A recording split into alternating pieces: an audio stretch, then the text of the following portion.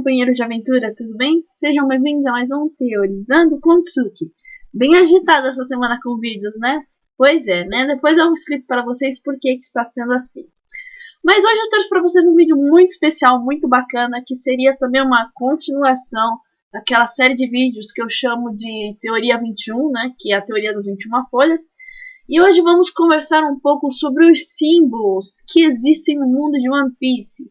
Vamos dar uma investigada neles e vamos tentar descobrir o significado que cada um deles possui. Vamos começar com um símbolo que tem dado o que falar na última semana, devido à história de Sora, não é? Que é o símbolo da marinha. Bem, o símbolo da marinha vocês bem conhecem, é uma gaivota em cima de alguma coisa, né? De acordo com as teorias que têm saído agora, por causa do último capítulo que fala que Sora lutava ao lado de robôs, junto com sua gaivota de estimação, muito se especula de que seja o símbolo, seja na verdade uma chave de fenda, né, uma chave inglesa, se não me engano, e uma gaivota em cima. Pois bem, pode até ser, né, embora não pareça exatamente tanto como uma chave de fenda. Fazendo uma pesquisa num velho dicionário de símbolos antigos que eu tenho aqui em casa, que eu sabia que um dia ia servir para alguma coisa. Eu sabia. Eu cheguei no seguinte símbolo que eu vou colocar aqui do lado para vocês, que é chamado pata de galinha, certo? É um nome bem específico, porque ela tenta imitar uma pata de galinha, que a priori, se vocês olharem assim, ela até nem parece tanto, mas se vocês virarem ela, vocês veem que lembra um pouco a ideia inicial do símbolo que representa a marinha no mundo de One Piece. Esse símbolo se chama Akokanan, né, a pata de galinha. É um símbolo de Gana e significa misericórdia. Não só isso. É inspirada na forma que a galinha cuida de seus pintinhos, sem machucá-los, como uma mãe protetora, porém corretiva. Vem de um provérbio que significa a galinha pisa em seus pintinhos, mas sem machucá-los. Basicamente é mais ou menos assim. É uma ideia de proteção, mas ao mesmo tempo que a proteção é também punitiva, assim, sabe? Então fica muito bem para um órgão que não só deseja trazer a paz, mas estabelecer a ordem como a marinha é. Por isso que eu achei bem bacana trazer esse símbolo para você, que pode ter sido uma das inspirações que o Oda usou para criar o símbolo da marinha. O próximo símbolo que eu vou mostrar para vocês também é de um grupo muito grande e complexo no mundo de One Piece, que também gerou muitas discussões nos capítulos atrás, que seria o símbolo do governo mundial. O símbolo do governo mundial, caso vocês não lembrem, são 4 pontos, né, no meio, né, 4 direções no ponto do meio, que muito se especulou quando soubemos do poneglyph vermelho, que pode ser que a bandeira do governo mundial desde o começo não, foi aparecer lá pro 300, né, mas desde, sei lá, tantos capítulos atrás, mostrava onde estaria o One Piece, né, que não só isso, o símbolo do governo mundial seria o próprio mapa para o One Piece. Né, foi estipulado porque são 4 pontos que interagem no meio, né? Mas eu também trouxe mais 2 significados que podem vir a ser, que seria o primeiro, eu vou colocar todos aqui no lado, Akoma Antosso. Minha pronúncia vai ser uma maravilha, né? Porque eu não sei nem de que origem é cada uma delas, né? E é bem arcaico, não tem guia de pronunciação para runas antigas, né, gente? Mas então, o nome é Akoma Antosso. Um símbolo Akindra de Gana, que significa entendimento e concordância. Aí vocês podem dar uma olhada aqui no símbolo aqui do lado. Entendimento e concordância, governo mundial. Claro. Mas se vocês olharem bem, ele dá uma lembrada bacana. Mas tem um outro símbolo que eu acho que lembra ainda mais a ideia do símbolo da bandeira do governo mundial, embora ela esteja torta, né? Você tinha que dar uma viradinha nela. E o significado dela, minha pronúncia maravilhosa, ela se lê Nyan na Mawa, que significa literalmente Deus nunca morre, portanto não posso morrer. Ou seja, seria um símbolo Andinkra para a imortalidade. Gente, já parou para pensar se o símbolo do governo mundial significasse imortalidade? Seria a busca dos líderes do governo para a imortalidade? Eu sei que pode ser uma coisa bem clichê, né? O inimigo final quer ser imortal.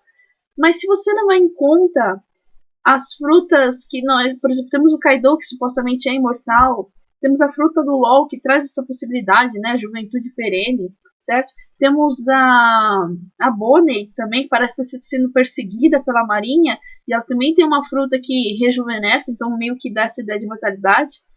Já pensou o símbolo do governo mundial significar isso? Imortalidade? Seria tipo uma puta de uma teoria de conspiração, não é? Tem mais um outro símbolo que lembra um pouquinho também o símbolo do governo mundial, que seria a Cruz do Sol, certo? A Cruz do Sol também é basicamente bolinhas e pãs, que lembra um pouco mais simplificado do governo mundial, e ela significa, é um símbolo dinamarquês para a Era do Bronze. Se a gente remeter que o governo mundial surgiu com o fim do Reino Antigo, que é a guerra lá que durou 100 anos, pode ser interessante, né? Chamada de o começo da Era de Bronze, né? Agora vamos sair um pouquinho desses símbolos mais antagônicos, assim, de One Piece, para outras curiosidades interessantes que eu encontrei analisando esses dicionários e símbolos, como, por exemplo, o símbolo de naipes de espada, né? Se você sabe que naipe de espada, que tem no baralho, né, que era o símbolo da bandeira do Ace, né? Português de Ace, o nome dele vinha também de as espadas, então tudo bem. Mas é bem bacana porque esse símbolo ele é associado à luta, ao destino, ao pensamento lógico, que a gente sabe que o Ace não tinha, né? Porque ele morreu de besta, e à morte. Pois é, o as está, a carta as está ligada à morte. Pois é, se a gente soubesse isso antes, teria evitado muita choradeira. Mas tudo bem. Agora, puxando um pouco mais para o universo de One Piece, temos a bandeira do Barba Negra, né? Me perguntaram nos comentários, eu abri um tópico para falar sobre isso, né? E vocês me pediram para falar sobre a bandeira. Eu, sinceramente, não achei nada que explicasse, né, aquelas 3 caveiras, certo? Qual o significado que elas teriam. E apesar de eu acreditar que o Barba Negra só comeu uma segunda Akuma no Mi por causa da Yami no Mi, né, a fruta das trevas, que meio que tem um buraco infinito dentro dele e tudo mais, eu dei uma olhadinha, pelo menos, na figura de Cerbero, né? Tem aquela teoria lá de que a Barba Negra pode ter a fruta do Cerbero e pode comer 3 Akuma no Mi, mas essa teoria não faz sentido, gente, porque Cerberus tem 3 cabeças, não 3 estômagos, certo? E mesmo a teoria da Quimera, eu não curto muito as ideias, eu não acho que faz muito sentido pro universo de One Piece. Provavelmente a gente não tem certeza, mas provavelmente o Barba Negra só consegue comer mais de uma Akuma no Mi por causa da própria Akuma no Mi que ele tem, né? O formato do corpo que ele possui. Mas eu dei uma olhada, né? Porque mesmo que ele não tenha essa fruta do cérebro, nada impede que a bandeira dele seja realmente inspirada nisso, né? Porque o cérebro, caso vocês não saibam, é o guardião da entrada do submundo. E ele significa basicamente o símbolo das incertezas e do temor à morte. Por que eu quero fazer essa pauta aqui para vocês? Porque o Barba Negra, a gente sabe que ele é um Di diferente dos outros, porque ele é o único que mostrou temer a morte, certo? Ele tem incertezas, ele ficava em pânico quando ia para morrer, e a gente sabe que os Dis normalmente eles ficam com um grande sorriso, eles morrem sorrindo, né? Ele não, ele teme a morte. Então pode ser uma brincadeira assim dessa ideologia de Cerbero com a bandeira, não a Akuma no Mi, gente, tá bom? Uma outra coisa bem interessante, mais 2 pontos que eu quero tratar com vocês, é o símbolo dos Di. Sim, eu encontrei uma runa para Di, né, que é bem interessante, que eu vou colocar ela aqui na tela, né, e ela se lê Daig, eu acredito que se lê Daig, né, e ela também, além de ela só significa isso, ó, é uma runa para a letra D, certo?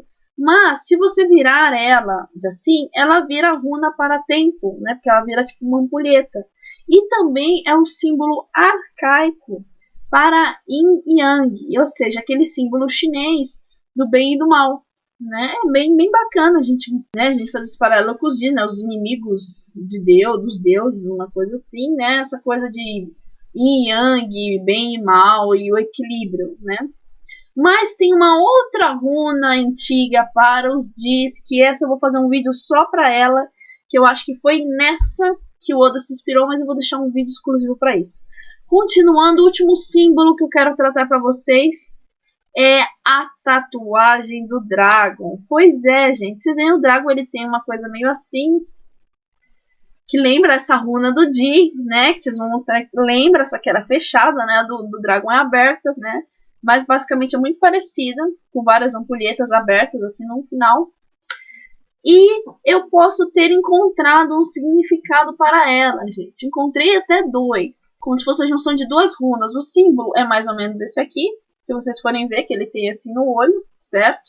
Só que tem um buraquinho no meio dela, né? Tem uma pontinha aqui no meio que é um losango, se eu não me engano, certo? Esse losango, ele basicamente significa, é tipo um diminutivo, são o mesmo símbolo, só que o primário desse símbolo era só o losango, depois aumentou para essa, né, essa runa maior, e ela significa basicamente o anúncio de um novo período na sua existência, uma novidade radical, algo revolucionário, entenderam? Algo revolucionário, E o resto, né, a runa grande, que seria o símbolo que ele tem na testa dele e tudo mais, que eu estou deixando aqui do ladinho para vocês darem uma olhada melhor, significa fertilidade. Aí vocês vão falar assim, ué, a revolução da fertilidade? Mas que coisa é essa? É interessante, gente, se você parar, mas vocês têm que abrir o campo. Fertilidade, né? Fertilidade está ligado basicamente ao nascimento, certo? Se você colocar junto com a outra runa, que significa um grande evento revolucionário, grande e positivo que vai acontecer, você pode falar assim que é um nascimento, um grande nascimento, um nascimento revolucionário, certo? Você poderia marcar uma pessoa de uma grande, né, descendência a partir daí. Mas não apenas isso, gente. O que é mais interessante é que o símbolo do dragão não é uma única runa. São 3, se não me engano, ou seja, são várias junções. Então, em vez de a gente pensar em fertilidade, porque se assim, você tem, vamos pensar fertilidade como nascimento. Você tem um nascimento, você tem 2 nascimentos, você tem 3 nascimentos, todos na mesma linha, certo? Todos do mesmo lado. Você pode traduzir isso como linhagem, como uma família, certo?